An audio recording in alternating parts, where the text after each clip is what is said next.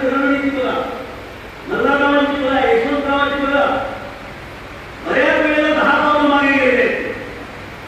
महाराजांनी जेवढ्या लढाया जिंकल्या त्याच्यापेक्षा जास्त लढाया ते हरले अंत होते.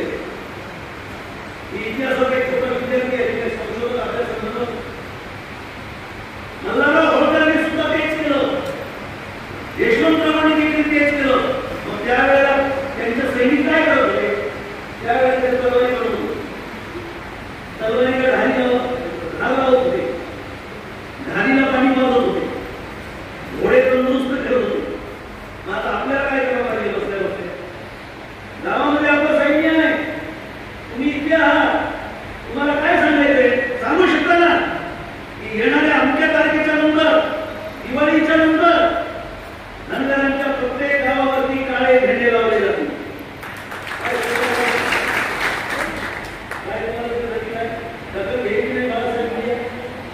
प्रत्येकाच्या घरावर, गाव आपलं असेल, गावावर मोठमोठे काळे झेंडे लावा, ते सांगते.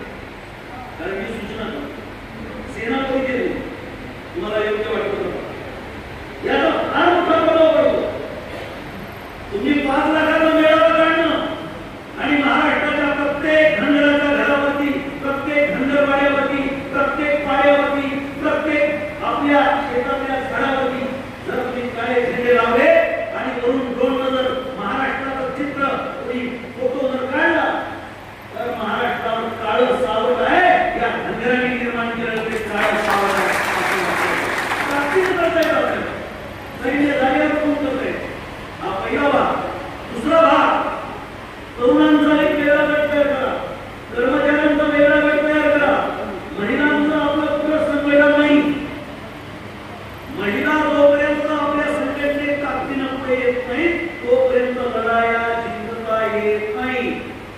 आपण जर अहिल्यादेवी जवान करो, आपल्याकडे महिलांचं संघटन करावं लागेल.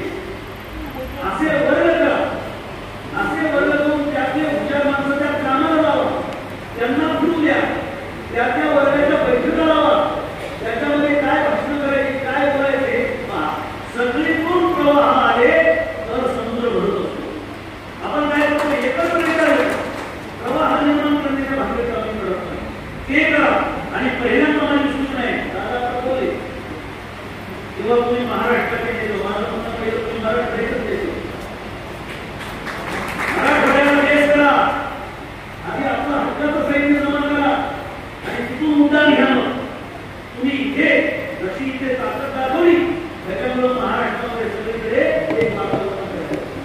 म्हणून पहिला बेस करा मराठवाडा, नंतर मग विदर्भाचा, नंतर खानदेशाचा, तिथून तुम्ही पश्चिम महाराष्ट्र, मुंबई, कोकण असा तुमचा दौरा असावा.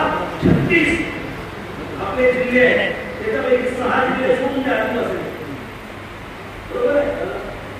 3 जिल्ह्यामध्ये तुमचा दौरा असावा.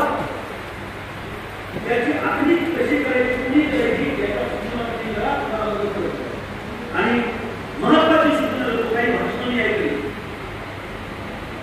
बऱ्याच वेळेला काय होतं, रस्त्यामध्ये जे दगड असतात ते उचलून टाकता येतात, पण फुटातच दगड जर गेला तर चालणं अवघड.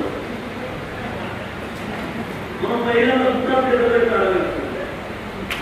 आज तुमच्या दृष्टीकोनातून कोणी तुमचा शत्रू नाही, कोणत्याही समाजाच्या नेत्याबद्दल तुम्ही काहीही बोलू, माझी तुम्हाला विनंती. कोणाचेच नाही तुम्ही, ना कोणत्या पक्षाचे आहेत, ना कोणत्या नेत्याचे आहेत, ना कोणत्या शाखेचे आहेत. बाळासाहेब पण बोलतो, कारण मी महाराष्ट्रातल्या कानाकोपऱ्यामध्ये आपली CIDची एजन्सी आहे. मला माहित आहे आंदोलन करण्यासाठी काय काय होतंय. अगदी आपल्या शाखेचा सुद्धा वापर होतोय. माझी आपल्याला हात जोडून विनंती, आपण सगळे एका रक्ताचे गरबवत आहोत आणि हीच आपली लाईन आहे. त्यामुळे इथं शाखा विका कुणी काढलं तर खेळताना त्याचा टाळतो, बरोबर. कारण आम्ही राजकीय लढाईमध्ये अनुभव काय होतं त्याच्यामुळे. त्यामुळे बंधूंनो, हे टाळक्या ज्याच्या आलं त्याच्या एवढा घनरडा माणूस पुण्याला धंदर म्हणून घेण्याची या ठिकाणी अजिबात संधी. त्यामुळे ही एक सूचना तुम्हाला करतो. आणि तालुक्याच्या जिम्मेदाऱ्या कोण कोण आता येतो, धाराशिवचं कोणी आले का? एक जण आला त्याची नोंद तुमच्याकडे पाहिजे. बीडचे आले, लातूरच्या कोणी आले का? एकटे झाले का मामा? त्यांची नोंद तुमच्याकडे म्हणजे तुमचा प्रत्येक क्षण ना क्षण तुमचा नियोजनावर दिला पाहिजे. ताज्या बातम्यांसह ठळक घडामोडी पाहण्यासाठी आजच डीडी दर्पण न्यूजला लाईक करा, शेअर करा व सबस्क्राईब करायला विसरू नका.